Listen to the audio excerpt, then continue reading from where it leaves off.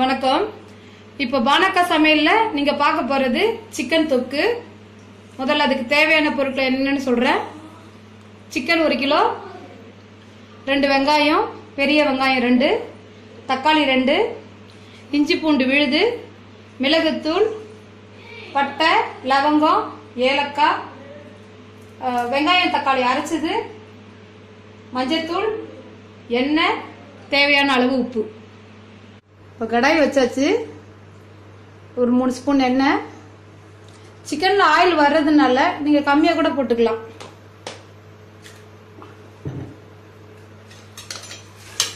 Oil சூடாயிடுச்சு. பட்டை, லவங்கம், ஏலக்காய்,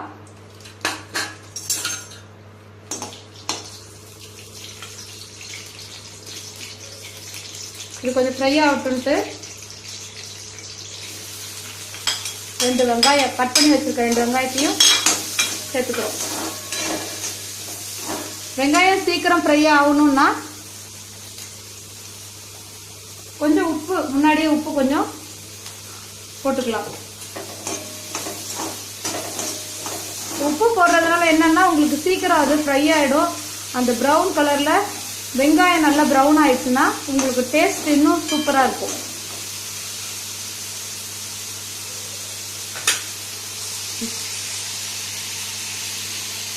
இப்போ இது நல்லா ப்ரௌன் ஆயிடுச்சு. வெங்காயம் பார்த்தீங்கன்னா நல்லா ப்ரௌன் ஆயிடுச்சு. இப்போ நம்ம தேவையான அளவு இஞ்சி பூண்டு போட்டு வதக்கிக்கிறோம். இப்போ இஞ்சி பூண்டு வாசனை போகணும். உங்களுக்கு அந்த வாசனை போகிற வரைக்கும் இதை நல்லா வதக்கணும். எவ்வளவுக்கு எவ்வளவு வதக்குறோமோ அதுலதான் எந்த பொருளுமே டேஸ்ட்.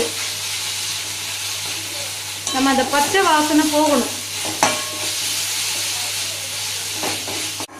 இப்போ இஞ்சி பூண்டு பாத்தீங்கன்னா நல்லா வதங்கிருச்சு. இப்போ நம்ம அந்த கறியை எடுத்து அதுல போட்டுடலாம்.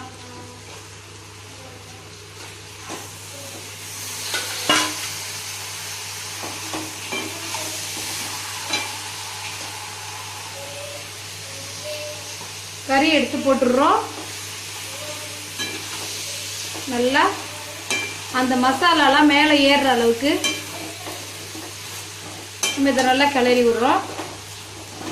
இப்போ தேவையான அளவு உப்பு. எப்பவும் கை அளவு தான் நமக்கு கரெக்டாக வரும். பார்த்தீங்கன்னா நம்ம கை வந்து நம்மளுக்கு தப்பு சொல்லாது. தேவையான அளவு உப்பு சேர்த்துட்டு இது ஒரு 10 நிமிஷம் இல்லை ஒரு 5 நிமிஷம் நல்லா வேகட்டும்னு மூடி விட்டுறலாம். இது இப்போ இது நல்லா வெந்துருச்சு. 10 நிமிஷமா இது வேகுது.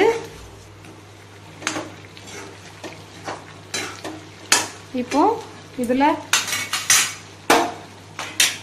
நம்ம கட் பண்ணி வச்சிருக்கிற வெங்காயம், தக்காளி விழுது,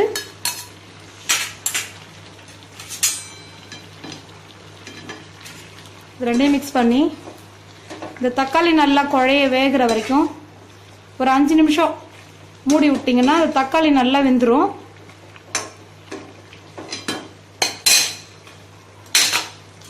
கொஞ்சம் வேகட்டும்.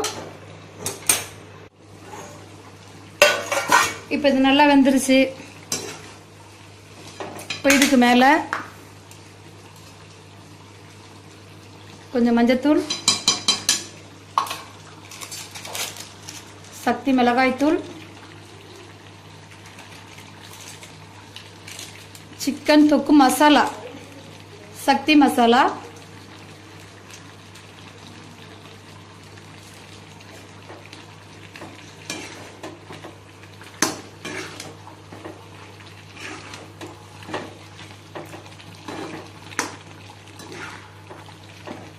இப்போ இதை நல்லா பெரட்டிட்டீங்க.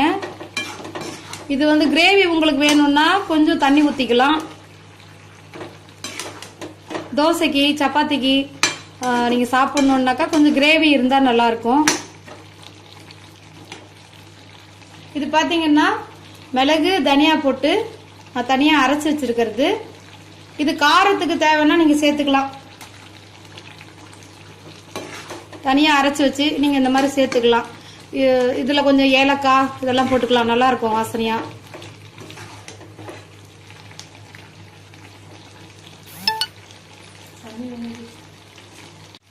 இப்போ இதில் வேகிற அளவுக்கு தண்ணி ஊற்றிடுறீங்க.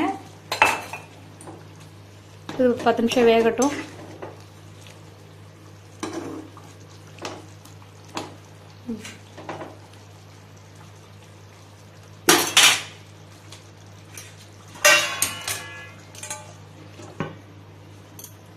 இது இப்போ நல்லா வெந்துருச்சு. சிக்கனுங்கிறதுனால ரொம்ப நேரம் வேகணுன்றது இல்லை, நம்ம எண்ணெயிலே போட்டு நல்லா வதக்கிட்டோம். இது காரம் தேவைன்னு நினைக்கிறவங்க லாஸ்ட்டாக மிளகுத்தூள் கொஞ்சம் சேர்த்துக்கலாம். அதில்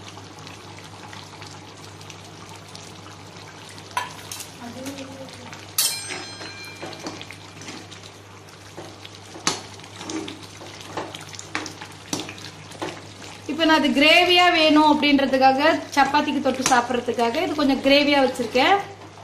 இங்கே கிரேவி தேவை இல்லைன்னா இன்னும் கொஞ்சம் நேரம் வேக விட்டிங்கன்னா அது நல்லா சுக்காவாயிடும். நல்லா வெந்துருச்சு பார்த்தீங்கன்னா. இப்போ இதை நமக்கு டேஸ்ட் பண்ணி காட்டுறதுக்கு நம்மகிட்ட ஒரு சுட்டி சொட்டர் வந்திருக்காரு.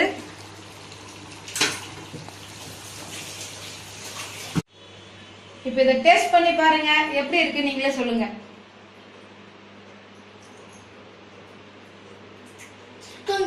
பட்டு கலக்குது போ. உங்களுக்கும் இது பிடிச்சா ஷேர் பண்ணுங்க, லைக் பண்ணுங்க, சப்ஸ்கிரைப் பண்ணுங்க.